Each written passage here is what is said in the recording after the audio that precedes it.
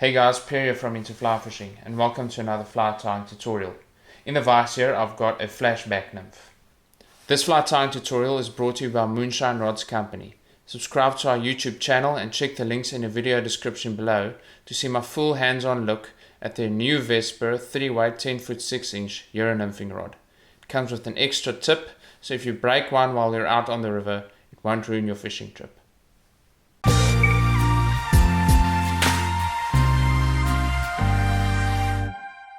The tools you need to tie this nymph is a vise, a bobbin holder for your thread, a sharp pair of scissors. It always helps to have a bodkin at hand, a paper clamp and a whip finishing tool. The first step is to secure the hook in the jaws of the vise. This is a long shank nymph hook made by a company called Moose Fly Fishing. This is their model 8443 in the size 16. Next, I'll just slide the small hole of a slotted bead over the hook point and take it all the way up to the eye of the hook. For the bead, I'm using a 2.5mm slotted copper tungsten bead. For thread, I'm using Danville's 70 denier Flymaster 6.0 waxed in the color black.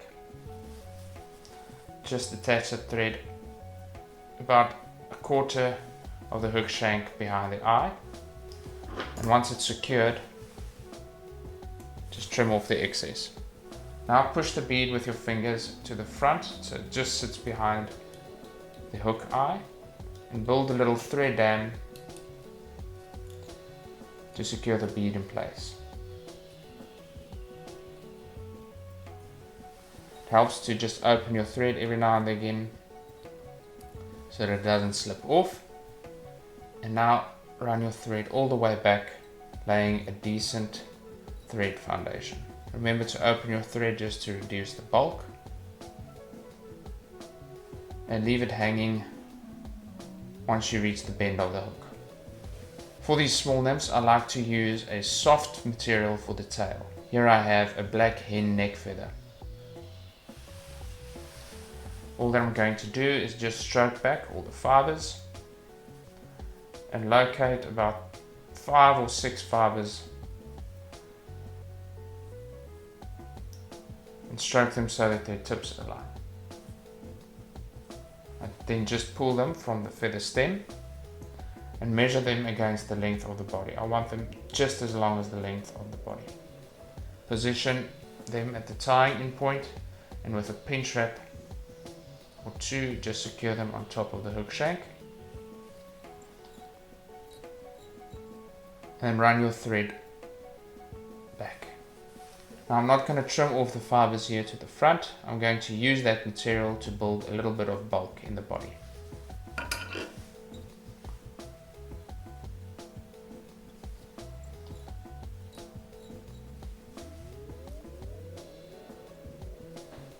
While I have my thread here in the front, I'm going to tie in the ribbing. For that, I'm using Semperfly 0.1mm wire in brown. Looks like a copper wire. Break a section off and just trap it with your thread on the side of the hook shank. Once you've made a couple of wraps, just relieve the tension from the bobbin and pull the wire back. You just end up trapping the tip of it.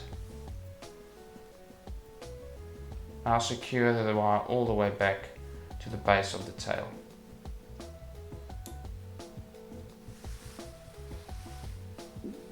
For the back of the fly, I'm using hen shellback in the color code 10. Now you'll notice that the material is slightly too thick for this fly, so I'm going to use a long pair of scissors and just cut it in half. So we have about that size. Now you'll notice that we have a shiny side on this material, and on the opposite side a slightly duller side. You can't really see that with the light. But what we want to do is tie the shiny side in so it's facing down. Place that on top of your hook shank and just trap it with your thread.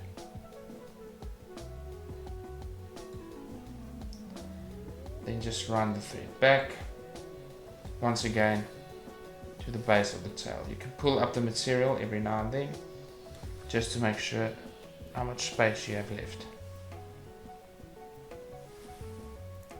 That should be fine. To dub the abdomen, I'm just using a very fine black dubbing. just form a very slender dubbing needle on the thread.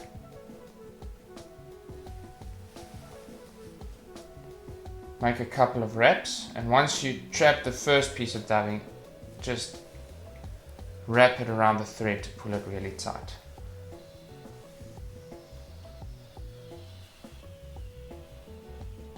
Wrap all the way to the front, leaving a gap behind the bead where we'll build the thorax.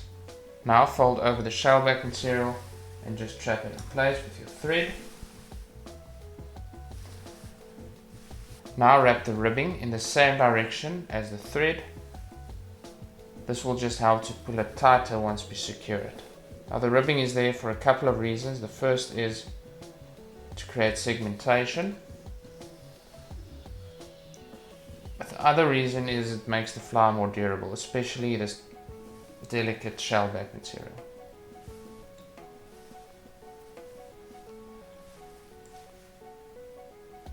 Secure with your thread. Just rotate it or helicopter it to break it off. Now fold your shellback material a little bit back.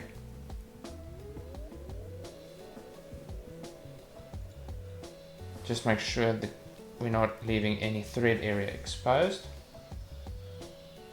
For the thorax, I'm using Hemingway's Hair's Dubbing Me Plus UV in the color black. What I love about this dubbing is it's hair fur mixed with a synthetic dubbing and some UV flash. I'm just going to pull a little bit of it out of the dispenser. Just create a dubbing needle on the thread. You can always add more.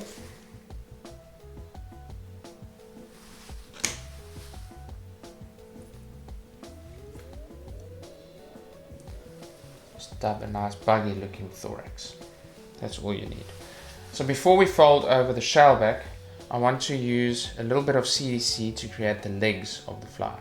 Here I've got a high quality dark blue dun feather, but I'm just going to use a couple of the fibers on the one side of the feather. So a feather like this will probably tie you 4 or 5 of these flashback nymphs. Transfer some CDC fibers into a paper clamp. There you can see I really just have a couple of strands trapped there. Now we're going to open the thread to make sure that it lies flat. Just stroke the thread to make sure that it's nice and flat before we're going to split it. Once you're sure that it's flat, just split it with a sharp bodkin or a pair of scissors. Now just slide that little bit of CDC in between the split thread, trap it, create a 90-degree angle with your finger from the flower to your bobbin, and spin the bobbin clockwise direction again to spin this little dubbing brush. Now just wrap the CDC fibers around the thorax just behind the bead, and that's all you need, just a little bit of bugginess. Stroke all the fibers down, so be sure we don't trap them with the shellback material, and then fold over the shellback material for the wing case. Now just fold everything back again. Just make a couple of tidying wraps behind the bead. Cut off the excess shellback material, like so. And now I can just do a quick whip finish.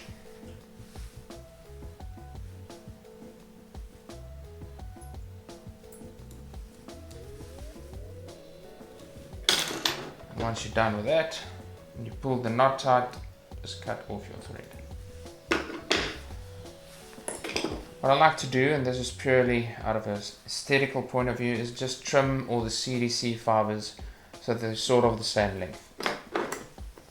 So here you'll see that I have one that's slightly longer. Just trim that. I'll trim this one.